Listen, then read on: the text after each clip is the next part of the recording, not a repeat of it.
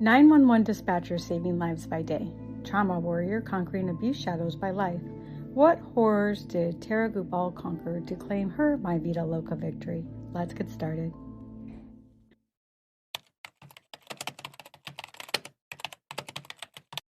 Is that you're a 911 operator? Yes? Yeah, I'm a dispatcher for our provincial police. I know people who have considered that position. I grew up in a family with domestic violence, so I've had to talk to the kids that have had easier for me to kind of understand what they're going through. Parents are fighting, and I think it makes it easier for me. With the sexual abuse, did you feel like you could talk to your parents, or was it a parent? It was a parent, yeah. Did you feel like you weren't able to tell the other parent? I did. Nothing was ever done about it.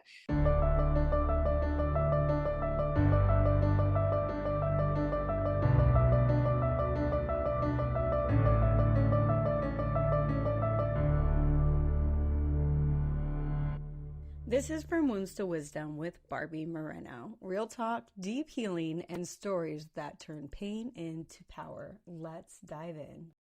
Welcome, Tara. So excited to have you here. I'm excited to be here. Thank you for having me. One of the conversations that we had when we were first talking, and that kind of intrigues me, is that you're a 911 operator, yes? Yeah, I'm a dispatcher for our provincial police. I love that. I would imagine we're going to talk about your story and all of that different stuff. I know people who have considered that position, and so they simply couldn't do it because some of the stuff that they, hear just triggers their history, right? Have you? It definitely makes you put yourself into the people's shoes a little bit more. Like I've had a few things that have come up. I grew up in a family with domestic violence, so I've had to talk to the kids that have had, their parents are fighting, and I think it makes it easier for me to kind of understand what they're going through, whereas somebody that's never been through it doesn't quite know what to say to a child that's kind of experiencing that. So I almost think it makes me better at my job. And I mean, sometimes it'll make me think back, and I feel sad for myself for having had that upbringing, but then I'm like, I wouldn't be as good at my job and be the person that I am if I wouldn't have gone through it. So, you got to take it with a grain of salt. Yeah, definitely. And I think you have to depersonalize it, right? Because otherwise it would just become too overwhelming, especially doing it day after day after day. Yeah, absolutely. Would you care to share some of your story with us? So I grew up in, kind of a blue collar family. Both my parents worked full-time jobs. They both were raised in like generational trauma kind of situations, very similar to one another, where there was like either alcoholism or abuse or a little bit of both.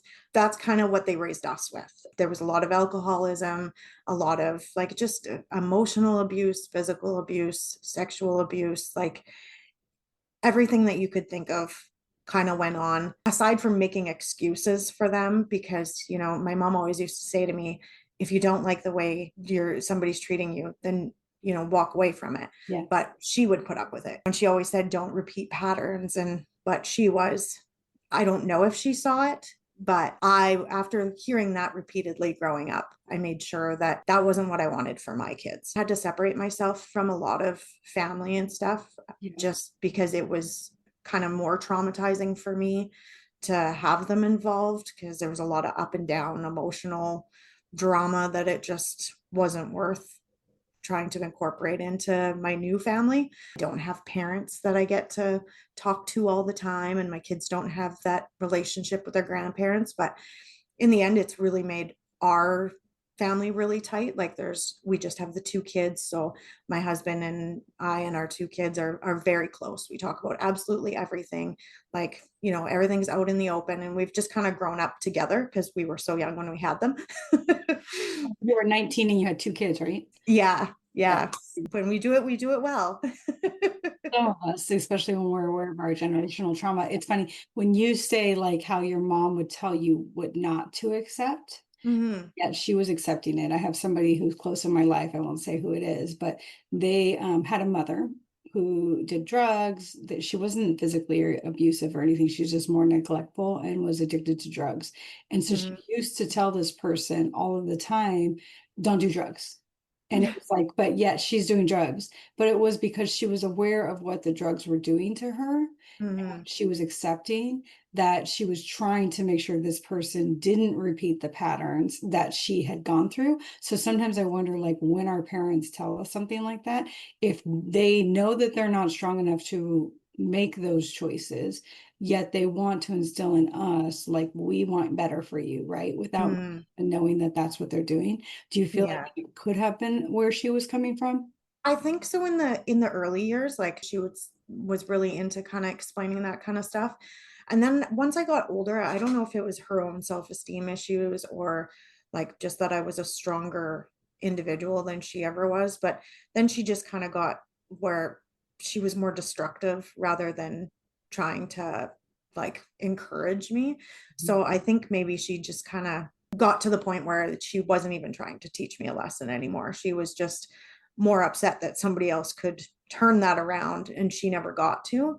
Like, I don't know if that makes sense, but it was kind of like she was upset, especially once I had kids and I would took care of them and we had close relationships. I almost feel like she was kind of jealous of that Mhm. situation. Like I think in the years prior she was trying to like explain that to me, but then once she sees how the outcome actually is, I think it made her kind of sad because she was already so far down like the drinking and that there was no real walking that back. Like there was already so much damage done. So And I'm your glad that progression, she said it, but well, and your progression probably makes her see her failures, right? So yeah. you're mirroring to her what she wanted to be, but didn't have the strength or the self-awareness or the discipline or even I mean, because it takes a lot to Mhm. break generational trauma, right? But I would imagine that for her, it almost brought up her failures. And so Mhm. and then being an alcoholic, I would imagine that she didn't have the best way to reflect if that's how she was feeling. So then, Yeah. oftentimes those people can gaslight, be mean, or whatever the case may be. Yeah. Yeah, it makes it sad though. It's my kids that missed out. And my parents can be good people. It's not like they were, there was bad times, but there was good times too. You don't ever want them to be discredited for, what they did provide. But it's just, yeah, they got to get with the times. Things are, like there's ways to improve. There's so many resources out there that you don't need to, just sit by yourself and try and figure it out. So, I agree with that. And I shared my experience with you when we originally talked that I have the same thing, right? So I have parents I just simply don't trust my children with, especially one of them. And so there's so many one I don't talk to at all, my father. And then my mom, she has so many parameters and rules that sometimes I feel like she's walking on eggshells around me, but it's because I put those in place because of my own experiences, right? It's hard for her to understand where I'm coming from. But then for me, it's like, well, I want my children to have a grandparent. They only have one, right? mhm. And so you want them to have that relationship, but it's like you're always constantly aware and watching to make sure that nothing goes wrong. Yeah. Well, and it's just like, that one traumatic event can just like change their whole life. So you get scared of it happening to them. Like, I know So when I first had my kids, I didn't want them going for sleepovers. I didn't want, like, it took a long time for me to kind of feel comfortable with different things, making sure that I knew they knew what was right and what was wrong. And not everybody has that like anxiety. right. And it's not fair. It's too bad that they have to go through that even to have a relationship. Like my kids, was a big no-no on sleepovers. People could come to us, but it wasn't Mhm. very few people that my children can go and sleep at their house. And the one place that my son can go, it's a single mom. And so obviously, not to say that women don't molest children, but they're very much less likely Mhm. than men. And from my recollection, you also dealt with sexual abuse, yes? Yes. Really nerve-wracking. Not so much with my son. I guess I just kind of didn't really associate with that as much, but a lot with my daughter. Terrified to let her be alone with any other males besides my husband and my son. Like, Yeah. which is awful, but It's not I mean, awful. it got better. Whereas, like, like I said, once they're old enough to kind of know what should and shouldn't be done to them, then it was a little bit easier. But yeah, I mean, it was definitely not like I didn't want them going anywhere overnight or it being put in a situation where they were somewhere alone for a few minutes. You know what it's like to be in that situation, how much it can affect you. And then I would imagine that you also know that the person who's doing these acts to these children make them feel like it's their fault and that Mhm. they have to be quiet and they can't share it with anybody. So even if you have a good relationship with your kid, if they're being persuaded this way and they're told these things, they may not tell you. Yeah. Yeah. Yeah. Interesting that you say the thing about the son. Maybe because my brother experienced the same stuff I experienced. I recognize that it's not just girls. Mhm. And so I was equally as obsessive about my son simply because we associate sexual abuse oftentimes with it happening to girls. And I think because of that stigma, it happens to boys a lot, and it Mhm. doesn't come out until way later in life when they've kind of like, been self-destructive and stuff because it's such a bigger shame, it seems like, for them. Yeah, I've noticed that a lot with like our clientele that we deal with. Like I get a lot more kind of those calls and stuff. You do hear of it a lot more Mm. now that people are being able to speak about it Yeah, a little bit more comfortably too. I just wasn't quite there. Like it, yeah. thankfully, he got to live a little bit more of a normal life, Was where he she was a little more sheltered. yeah, was he your second one? Yeah, my son's the oldest, Oh, so oldest, okay. yeah. I noticed too, and you might even encounter this in your work, maybe not because you're at an emergency service. It's usually the people in the community that are supposed to be like the trusted authorities, Mhm, or it's like the dad who is like this outstanding citizen. mhm, These are the people that seem to hide undercover who do these things to the children. So sad. What have you learned from your experiences? I know that your big thing is about breaking generational trauma. So mhm, let's talk to somebody who dealt with these things and they're still in this space where they haven't quite, they know, like, let's say maybe they want to have children or they have children and they're very super protective over everything, but they aren't quite, maybe they have a drinking problem, maybe they are self-medicating in some way. They haven't quite break those patterns. What would you mhm. say to them? I think you really have to realize what you don't want to be, what you didn't enjoy growing up, or situations that you were put in. You don't want to put another person through that. I didn't want my kids to ever feel like they couldn't talk to me, not going to be at one of their events because I was at home drinking, or that I couldn't pick them up from a party because I was at home drinking myself. Like, I wanted them to know that everything that I said I would do for them, I would do. And it just meant a lot to me. I think if you're gonna break it, it has to be what you want, and you have to find the resources and maybe that person that helps you hold yourself accountable. Bottom line is it has to be what you want to do for yourself and your family. And as a person who did go through so much, I meant to refer back to like the parents, how they understand about the child. Do you, from a parent's perspective, most of those parents come from their own generational trauma.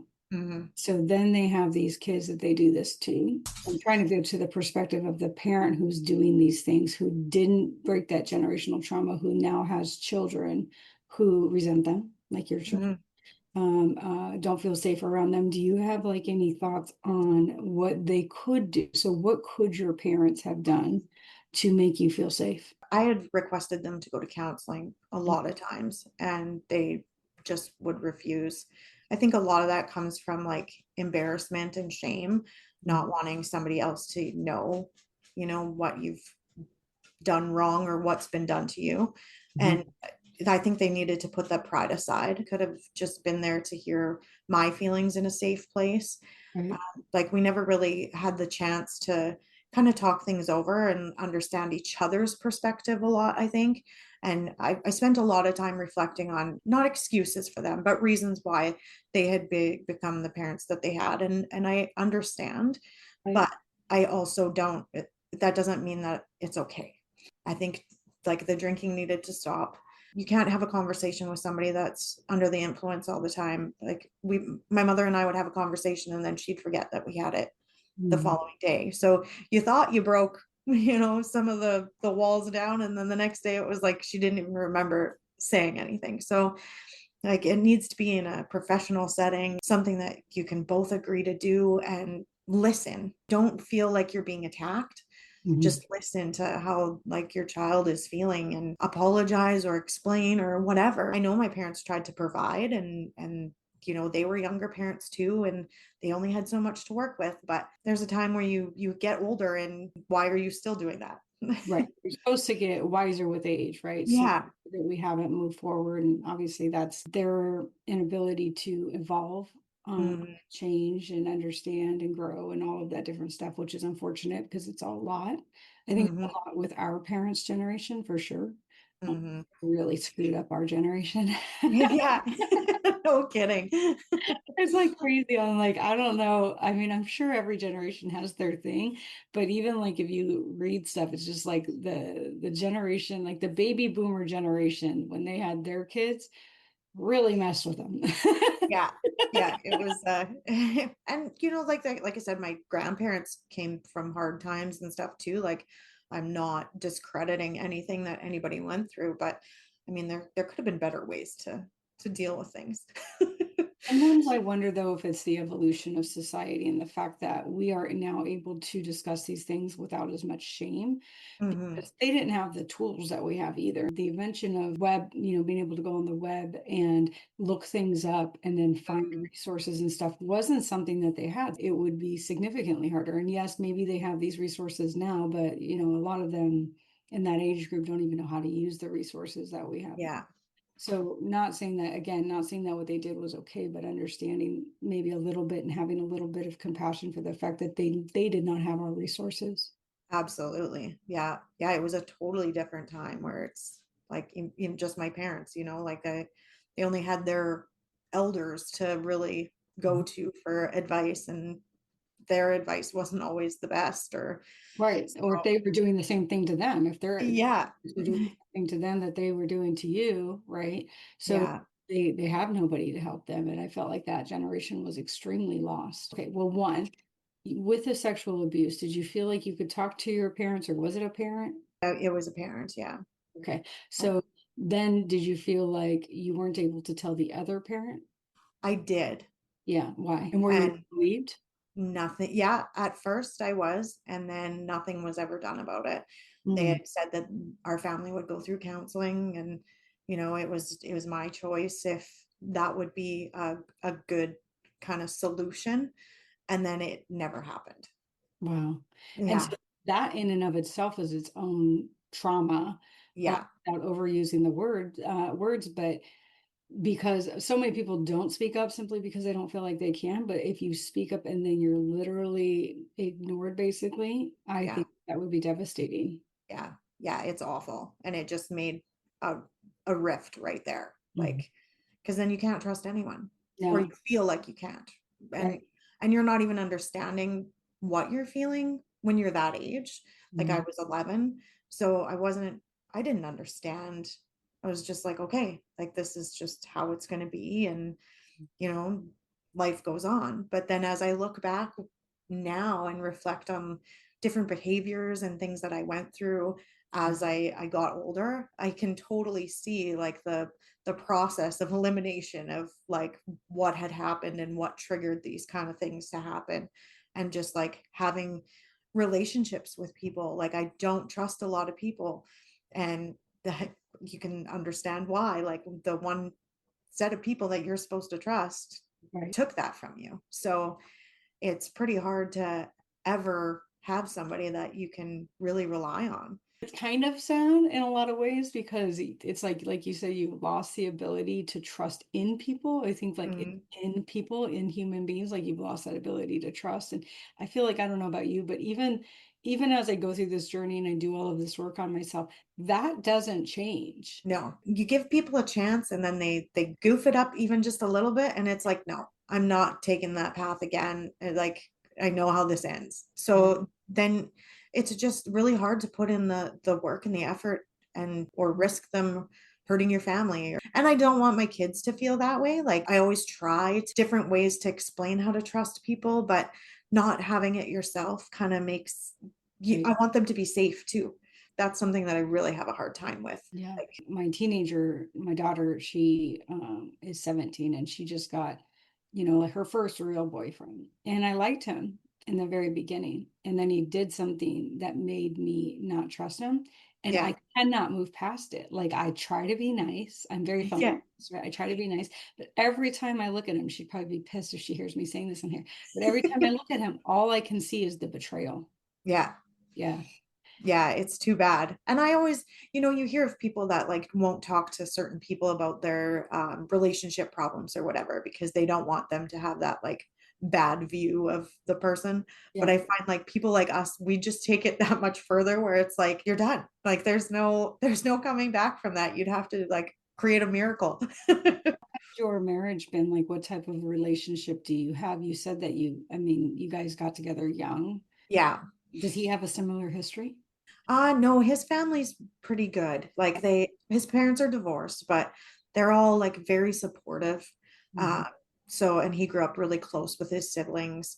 So it's a different kind of family. Like we grew up in a small town where there's a lot of like dramas that went on, but just nothing like what I experienced. But he's very open to listening and like just supporting me. And he's seen my parents, how they've treated me kind of since we've been together since I was 16. So he's seen the different personality traits that they have. It's not like he doesn't understand or doesn't believe what went on. So that's kind of nice. Like we have that background. And yeah, his family just like has always supported me. So that's been really nice too. Not having a relationship with my own family is when we first had the kids, we were young and we went through a lot of our own stresses and broke up and got back together. And so there was a lot of building trust that we had to go through in order for me to be completely comfortable.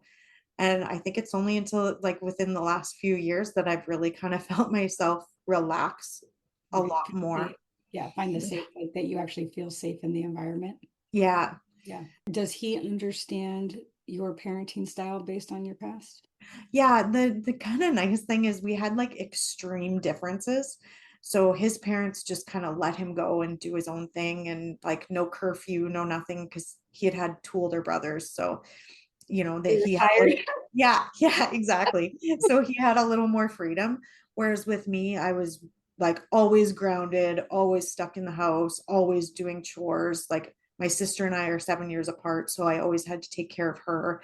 And so when we had kids, I didn't want them to have that like strict situation, and he didn't want them to have too much freedom. So we kind of found a way to like balance that out, which was really nice. Yeah. And same thing for him. He wanted, anything that he didn't like as a child, he tried to change for our kids. So he was really involved in all of their sports and, like teaching them how to do regular day-to-day things. And so it really kind of was the best of both worlds, but we had to be really open with each other as to, like you can't just tell me you don't want the kids to do this. You need to explain it why. And that made it easier for us to kind of build on our parenting. Mm. I love just being able to have a conversation with like another person who gets it, Yeah. Yeah, right? there isn't too many Yeah. or people that are just not open to it. Everybody gets ashamed of what they've been through, and that's not fair. There was nothing you could do to change it. When you're a child. So there's no point in being ashamed of it. Use it as fuel to, make your life better and find ways to help other people through it is the way I use it. As we wrap up, what is your wisdom for somebody? What is a tool that they can walk away with? I think knowing you're not the only one. That's big.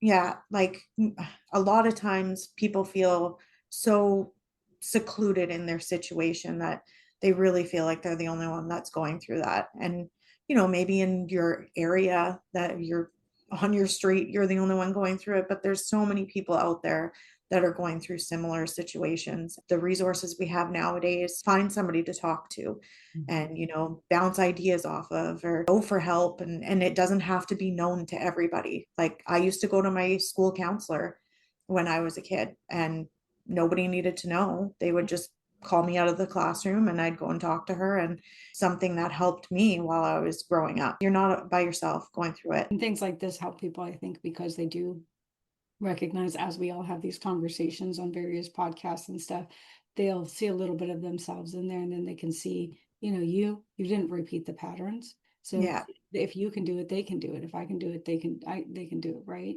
Yeah. So what do you do with this work? Do you just enjoy doing podcasts? Do you offer a service to people? I just like to do podcasts. I talk to, people when they're going through things. People have always kind of been drawn to telling me everything that's going on. I think just because I am open, so Mhm. then they feel a little more comfortable being open. And then I wrote a book about my journey, and it was really healing for me Mhm. because it helped me to just live through everything again, put it in a place that was kind of a safe place for me. What's the name of your book? Mi Vida Loca, The Diary of a Teen Mom. Loca. Yeah, Loca, yeah. So My yeah, Crazy Life. yeah, Yeah, love that. Love yeah, We'll put that, is that on Amazon by chance? yeah, Okay, we'll yeah, put it that is. in the description so that people who relate to you can go through and see what they can find in your story that can help them on their journey. Yeah, and that's it, right? Now, everybody's isn't the same, but there's always that little bit of similarity that, might be there to help you. So, Mhm. yeah, Yeah. and I've got a lot of it, like teen parenting and generational trauma, you name it. We've kind of done it all. So, And I'm sure that people will find inspiration from your transformation as well. I hope so. And it's you don't do it to for that, right? I'm not looking for flowers.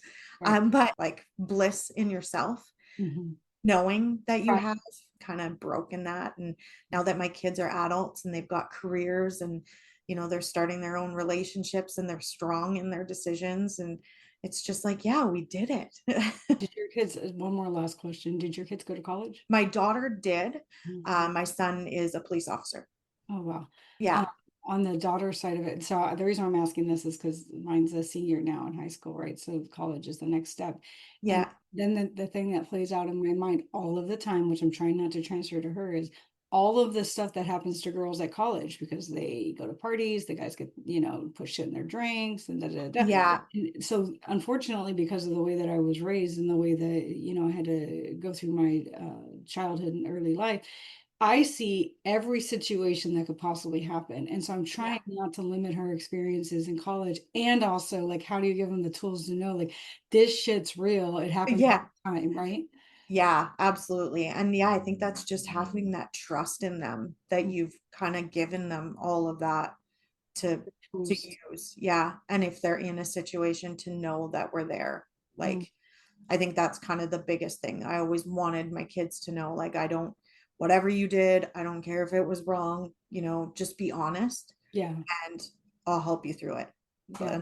And that has always been what kind of got me through all of the situations. I just had a breakdown today because our daughter's engaged now and Oh, talking gee. about buying a house, and you're so happy for them, but at the same time, like letting that go, like loosening the strings it's a lot. I think it's for people who don't understand, it's significantly worse when you have a history of trauma because you're you've been in survival mode for so long that Yeah, you're literally hyper aware of everything. yeah. Yeah. And like, how easily somebody can cut you out. Hmm. So that's always a fear, no matter how tight you are with somebody. Because, like, I mean, as a mom, I can't imagine ever not having communication with my kids. But as a daughter, I've lived through that. So to know that that so easily could be done by somebody makes it really, really tough to like let them go on Trust their the own. world, right? It's hard to Yeah. trust the world. Yeah, no, I get it. I get it. I appreciate you sharing your story. Yes, thank you for having me. I really love the authenticity Thank you. that you present, and I think that it's going to be important for whoever listens for sure. I hope so. Thanks so much. Of course, I appreciate you. You too.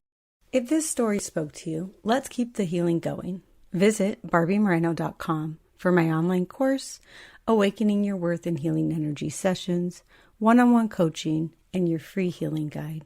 Your next step is waiting.